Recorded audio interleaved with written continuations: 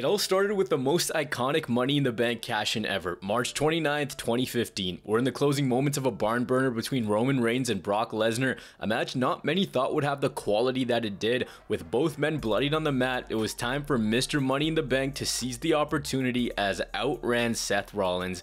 And after an exhilarating closing sequence, a stomp to Roman Reigns gave Seth Rollins his first WWE Championship, and the Heist of the Century was born. The kickoff to what I consider the current era. $1 million worth of pyro went off behind Rollins as he stood there, and a moment for the ages was born. The beginning of what was truly his year. The next night, Brock Lesnar was supposed to get his rematch, but this was Seth Rollins. We had gotten used to his antics. He said, nah, that's not gonna happen today. Rollins escaped Brock, but instead, Brock decided to take out his rage on everyone else. Flips over an announce table F5 to a cameraman, kills Michael Cole, and gets suspended. So alright, he doesn't have to worry about Brock for the time being. Instead, it was Randy Orton who was going to be Rollins' first challenger for the WWE Championship after hitting that iconic RKO at Wrestlemania 31. If you guys don't remember, Seth and Randy were feuding after Randy left the Authority because Rollins was simply just pissing him off too much. Before this, Rollins had a run as Mr. Money in the Bank and he became a focal point on Raw. This was, in my opinion, how you should book a new superstar, how you should book someone with the Money in the Bank. He got involved with the biggest stars in the company and he was given time to showcase his skills. And in my opinion, he was the last great Mr. Money in the Bank, coming out with the Authority and slowly climbing up the ranks.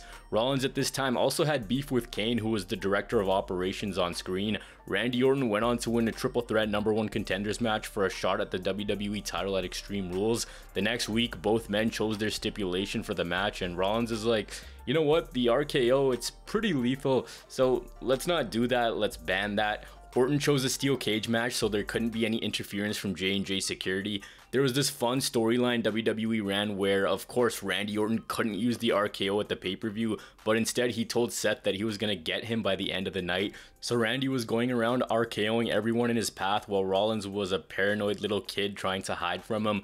There was an interwoven storyline here where Kane was getting tired of Seth because he was just a pain in the ass. After all, it was Kane who got Seth the Money in the Bank the year previous. Triple H made Kane the guardian of the gate, which is the dumbest sounding shit I've ever heard.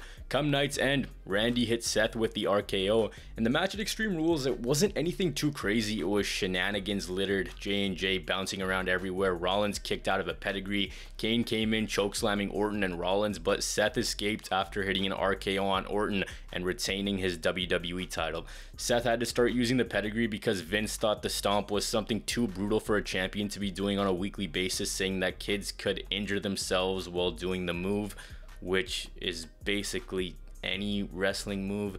Anyways, half blonde, half brunette Seth Rollins was so much fun to watch. He was bragging about his SKO, and Kane was saying the worst WWE dialogue ever, calling Seth the WWE's version of Justin Bieber. I don't exactly know what the company was trying to do here. Maybe they wanted to work with him or get him to appear on TV.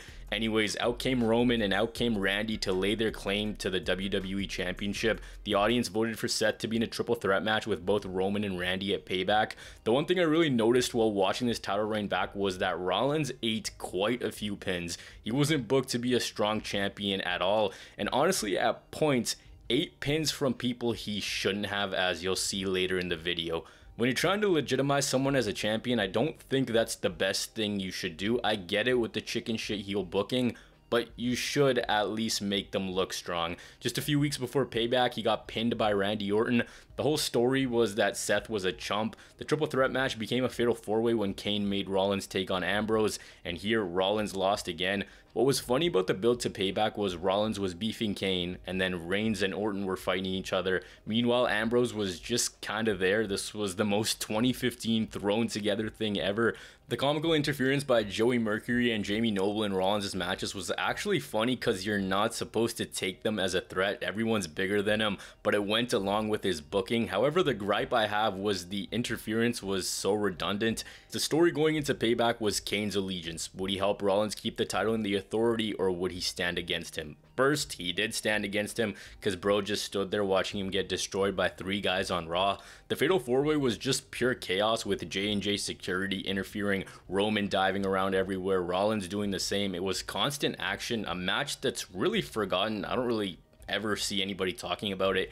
Kane and the fellas constantly interfering. Of course, that brief moment where Ambrose, Rollins, and Reigns powerbombed Randy through the announce table, having a brief Shield reunion, which didn't last long. Ambrose and Reigns then powerbombed Kane through the announce table and into Rollins. The finish came when Kane wrecked Ambrose, wrecked Roman, and ate an RKO from Randy, which helped Rollins hit the pedigree and get the win. So 2 title defenses, both solid in-ring work. That was never really the issue. The start to this reign I didn't enjoy so much. It felt kind of clunky. The promos weren't the best. The storylines not so good either. But that being said, it was that period after WrestleMania, which is usually pretty dry. Now things started to get better headed into the summer of 2015, and that started with a program with Dean Ambrose, who came into the ring with like 5 guys in there and decided to bring back some cinder blocks and repay the favor from a few months previous, until Seth's mom and dad gave Ambrose what he wanted, and that was a WWE World Title match at Elimination Chamber. Rollins continued to take more pins when Roman and Ambrose beat him in a tag match. Storyline wise, this was entertaining, Ambrose beating down Joey and Jamie and then assaulting a cameraman.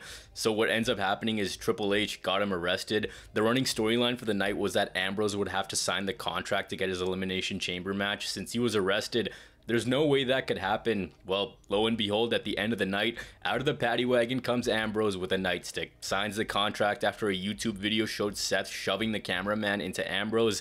Elimination Chamber to me had 2 great matches, and that was Cena versus Owens, and then these 2 in the main event. Ambrose versus Rollins, I don't think these guys ever missed, and this one wasn't any different. The finish came when the official was wiped out. Ambrose hit a Dirty Deeds.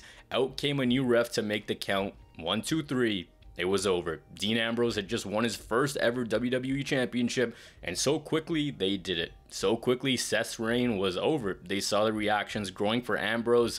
Only problem was the original referee said that Ambrose did win, but by DQ because Rollins pulled the ref in the way. So still the WWE Champion was Seth Rollins.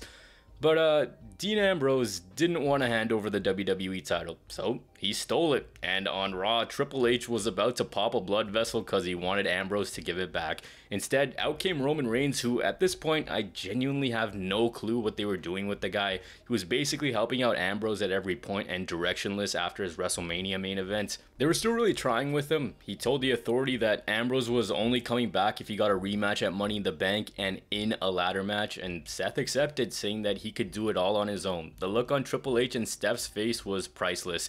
Here the story they were trying to tell is Seth coming into his own and that he can prove to everyone that he can win without help. Bro was in his rebellious teenager phase.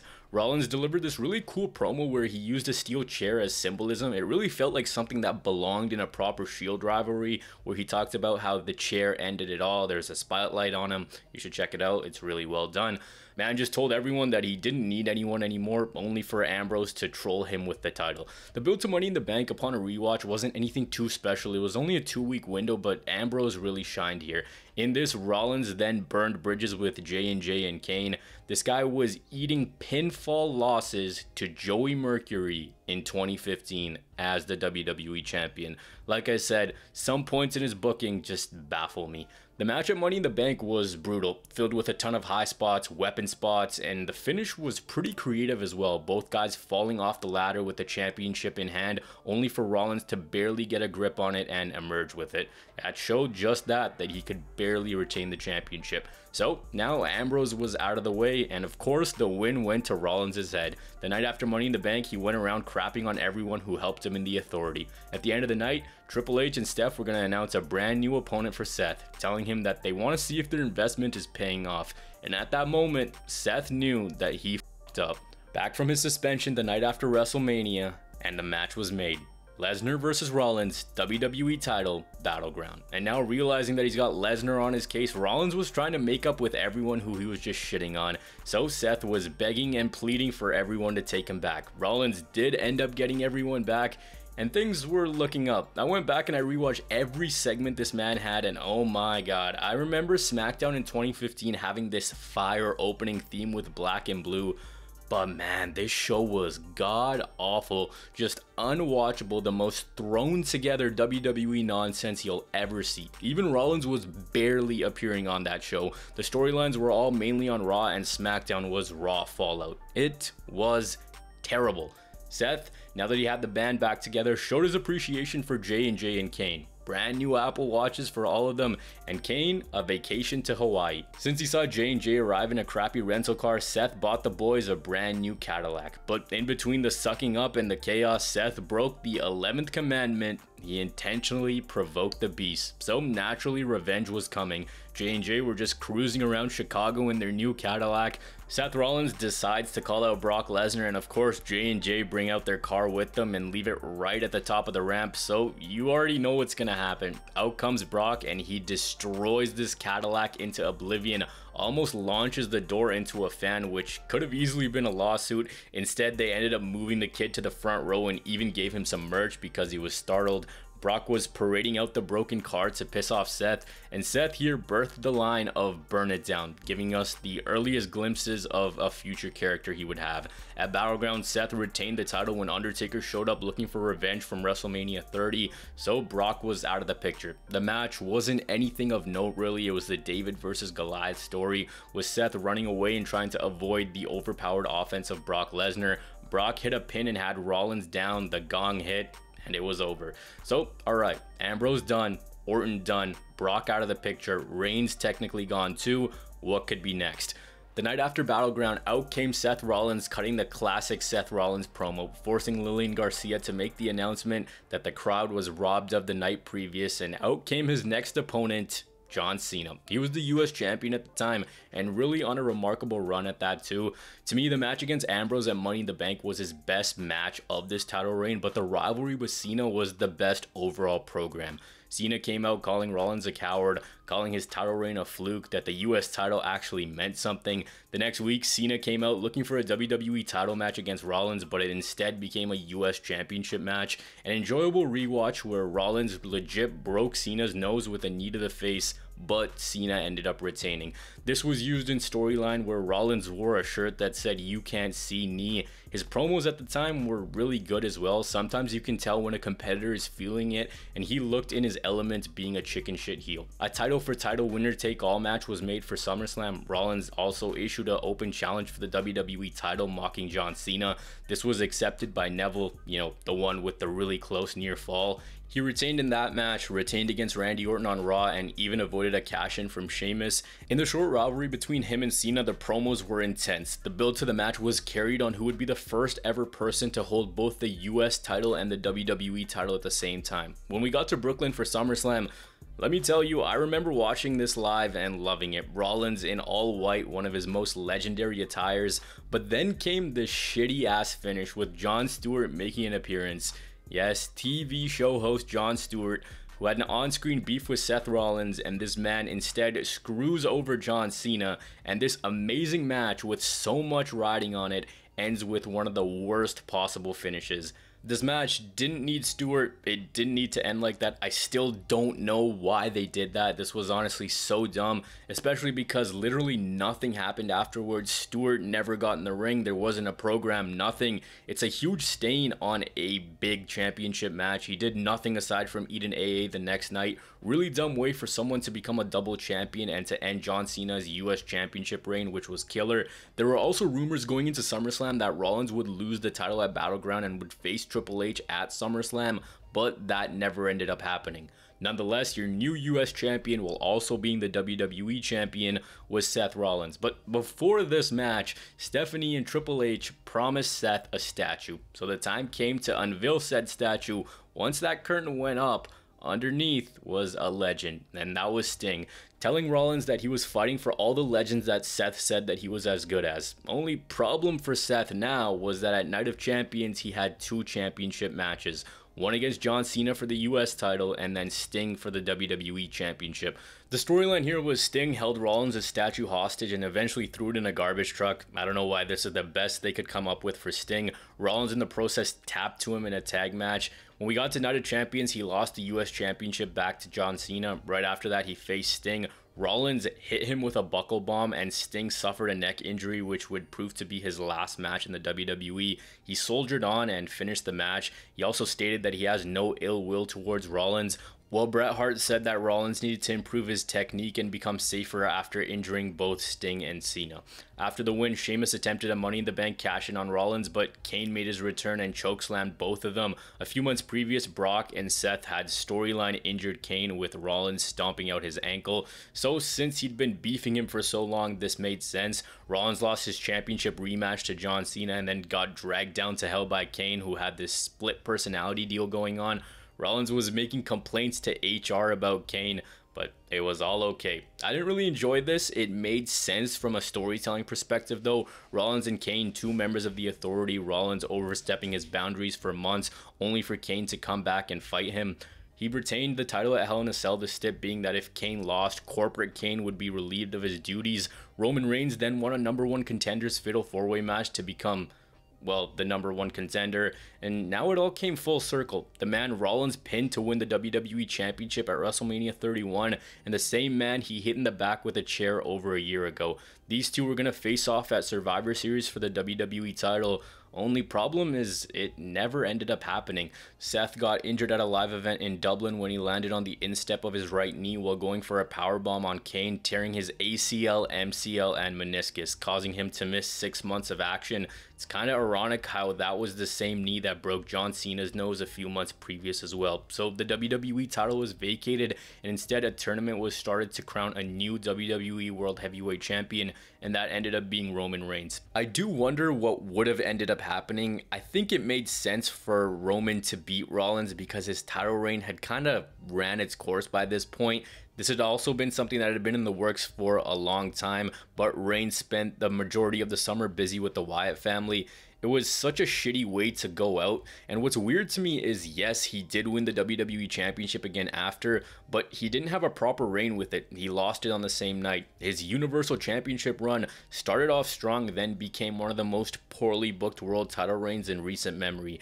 This was Seth Rollins' year though, the superstar of the year. There's parts in this title reign which I really enjoy. I like the matches with Cena and Ambrose in the spring and summer, whereas the stuff with Kane and Sting upon a rewatch wasn't anything noteworthy or fun. The title reign was mostly good, but at some points felt very directionless. The one key thing that I should point out is basically everyone he faced in the title reign he had a problem with on screen in the previous year, so the continuation of those stories was very well done. But if I'm being real here, he wasn't booked to be a strong champion. This was such an up and down title reign. Sometimes we get so clouded with nostalgia, and I do understand that, but this wasn't a remarkable run by any means. A copy-paste formula at points, weird finishes that didn't make a lot of sense. I feel as though when WWE pushes new stars, usually their first title reigns are these ugly duckling, finding your way sort of runs where, yeah, you might be great in the ring, but maybe it doesn't all align like it should from a storyline standpoint.